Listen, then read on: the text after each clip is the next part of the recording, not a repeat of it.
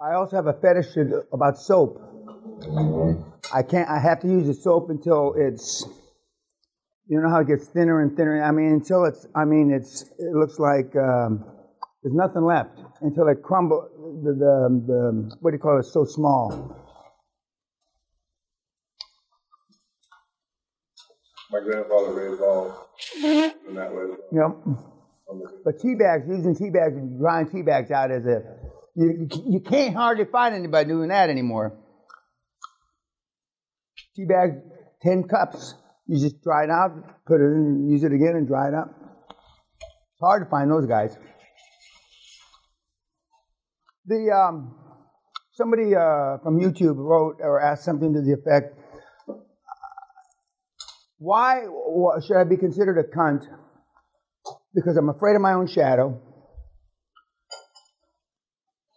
Somebody could spit in my face and I wouldn't do anything about it. Somebody could spit in my mother's face and I wouldn't do anything. And it lists a whole fucking litany of shit. I'm afraid, and a bunch of all kinds of stuff. Why does that make me a cunt?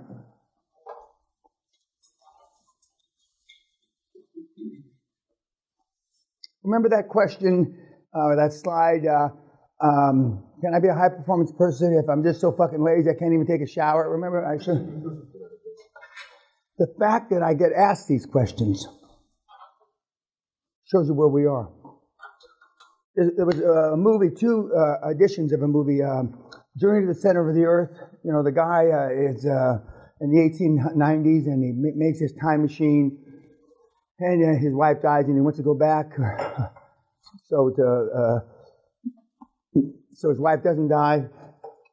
And the new edition of the Time Machine movie, which is about 10 or 15 years old, is the guy goes forward. By accident, he goes forward in time. He fucks up, and he goes forward in time, and he goes to 3,000 years from now. And he lands, and the people, the earth, the indigenous population that he lands and meets are permanent victims. They were raised to be hunted by the guys that live under the ground. And he asked the people, the head guy, well, why are you victims? Why are you a cunt? Why do you just let them chase you and then catch you and then eat you and kill you? Because, that's where you are now. Population, they're permanent victims now.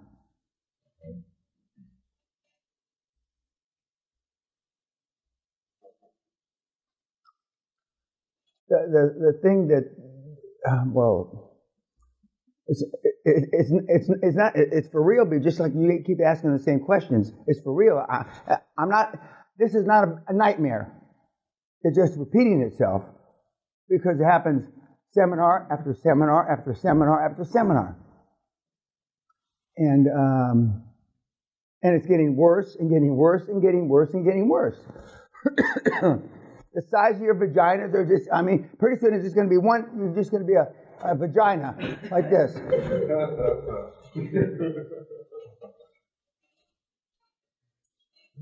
And it's not getting any better. And the caliber of questions I get aren't getting any better, they're getting worse. I thought when I taught university in 94, 95, that the world ended then. I said, I can't, I don't know how anybody can teach and put their heart into it, and they're fucking significantly worse than they were in 94, 95. 94, 95, a 20-year-old guy could still get an erection. And all that makes it easier for us. When I tell you there's no competition out there, I'm telling you there's no competition out there. We have people sending in YouTube comments, same people, even though I don't know the name, they put a picture. And they have some fictitious name, but the same picture with the same fictitious name for years.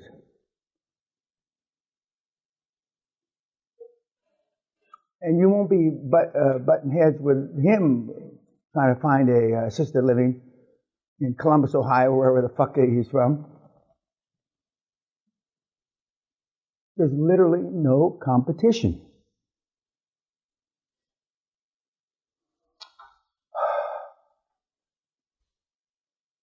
Last night you did Golden Affirmations, and last night you saw Klaus.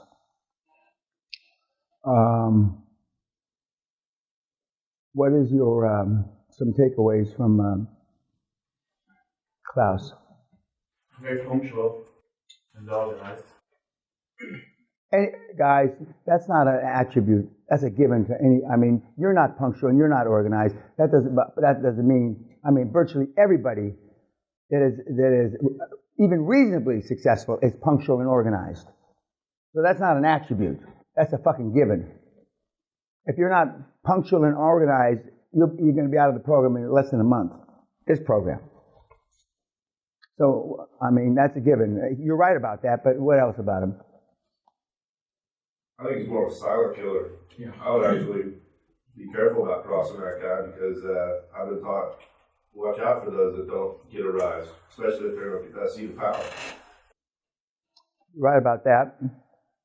He's a silent assassin. He's passionate. Loves it.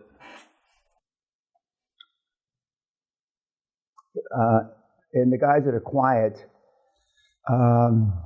are feed off the power. Not just him, but I mean in general, they feed off the power to compensate for their seemingly quiet demeanor, and they leave a wake of bodies. What else about him? Big difference between he and Ballmer.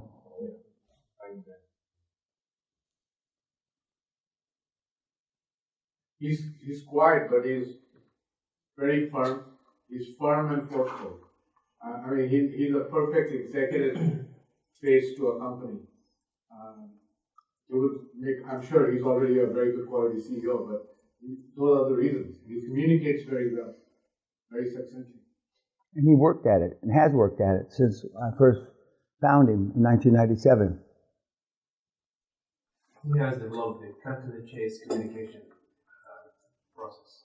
And the process and the format that he alludes to, you're getting in the template, and it's mine, and it's the same one that they use in the United States Army since World War II. That's what your report is based on, and that's what he uses. Has used. He twice a week meetings. I believe it's Tuesday and Friday. Why not Monday and Friday? Why do you think that it's taught that Tuesday and Friday are superior to have your reports, your directs, the people that report to you, as opposed to Monday and Friday? Why do you think that is? On Monday, they can consolidate previous week's data. So they get That's part of it, but the other part of it is because they're still, even senior executives, they're still asleep or not with it on Mondays. And so they're given the time to consolidate, but they're not as effective on Monday as they are on Tuesday. And I have reports Tuesday and Friday, and have had since I was in the military, for over 50 years. Success leaves clues. Warren and I don't know about Musk, but I know the other guys that I've alluded to all do the Tuesday and Friday as well. Some of them do more than twice a week. Some of them have every other day, meaning Tuesday, Friday, and Sunday. Sunday, you mean these people are reporting to them on Sunday? Yes, Sunday. The Sabbath. Because these guys are all 24/7, 365 guys. 24/7, 365. You know, I heard, Grazos told me, decades ago, there is no time in Shangri-La, Mr. Peña. There is no time in Shangri-La. And if you don't think what you're doing is Shangri-La, then you're in the wrong business, you're in the wrong endeavor, you got the wrong job. now in the city, in the financial district, and in New York as well, I alluded to it, I think, the first day. You stand by a elevator or a lift, as they say here, or an escalator, you get fucking run down from people leaving work. For people leaving, I mean, literally stampeded. And they're in the wrong job. They're, you know, if it is a job to you, then it's the wrong thing. It shouldn't be a job to you. And I believe I told you that I never saw my dad take a day off. I never saw my dad have a sick day. And when he retired after 28 years, in those days you could get a check for all the statutory days, etc. And so he got what seemed like a big check. Now it wouldn't be such a big check for the 700 days he was owed. 700 days. And if you figure that out over 28 years, he never took a day off ever.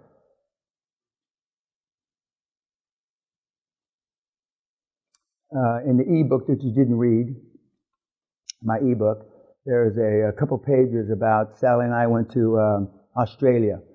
Where's that place? The mound, the big mound, Ayers Rock or? Ayers Rock. Yeah. And we're there with our my mother-in-law, and the mosquitoes as big as cats. But other than that, everybody's sitting around there drinking. And there's two couples at the table. There was 7 of us at our table. One couple, about 45-ish, and their two kids, and another young couple, maybe in late 20s, early 30s. And they spent the whole fucking night talking about the best way and how to get jobs to get the best statutory days off. And the 2 teenage kids, 14, 16, something like that, if that's what they have to live through, being at home, they have no chance. If your whole life, or a good part of your life, revolves around how to get the best statutory leave policy at the various companies in Australia, which apparently they're fairly liberal with the days anyway, those kids don't have a chance, and those kids' kids don't have a chance. There's no possibility for those kids. None. Other than being losers. Losers meaning not even attempting to take advantage of any of their full potential. Or forget full potential, any of their potential.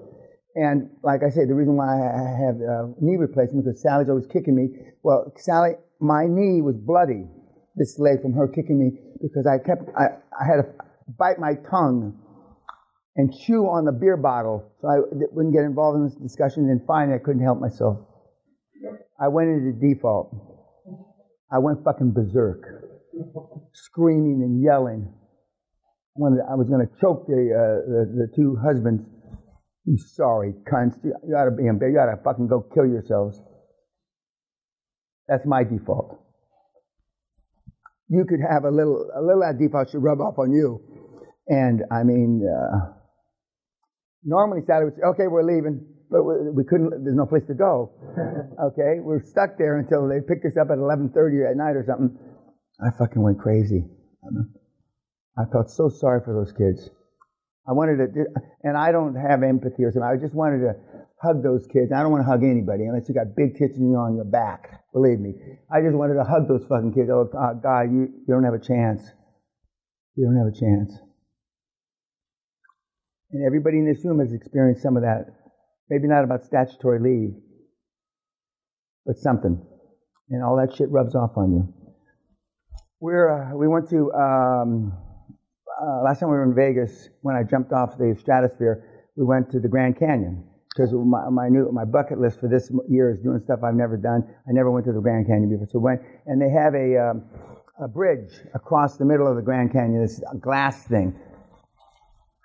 And so we went to it, and it's on an Indian reservation, Native American.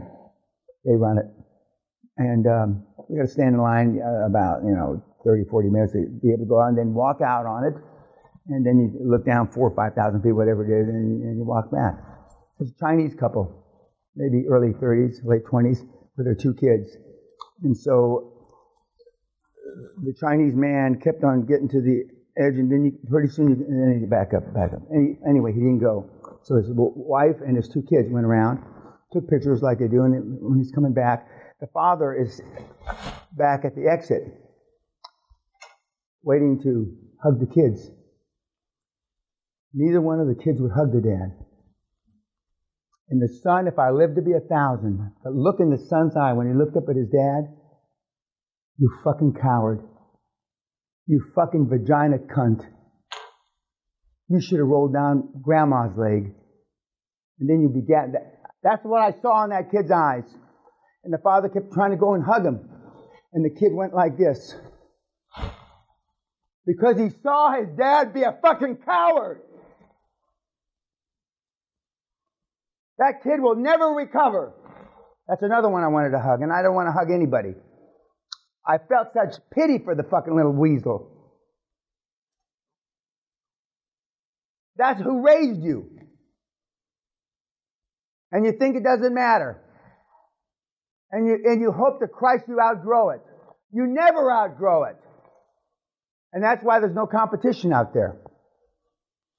And the reason why it sounds like me getting coaching, because they're all cunts too. In case it escaped you, all the coaches are cunts. Every fucking one of them. It just should be a big vagina on the stage.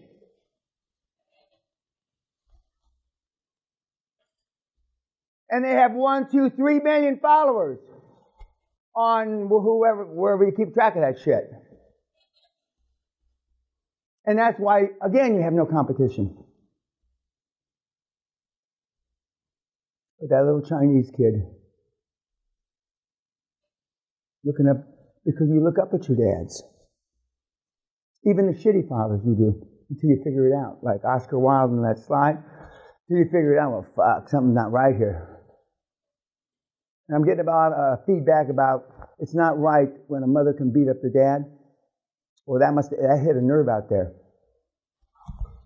That hit a nerve out there because a lot of moms can beat up their husbands. Fuck. That hit a nerve. A lot of comments. Why is it bad? I could even let one of you answer that one. If you can't even figure out why is it bad, forget the fact they're fighting. They shouldn't be fighting. They shouldn't be fighting in front of you. Forget all that. But the fact that the mama can stomp the shit out of the dad, where have we come to? Okay, YouTube, on that happy note, go fuck yourself.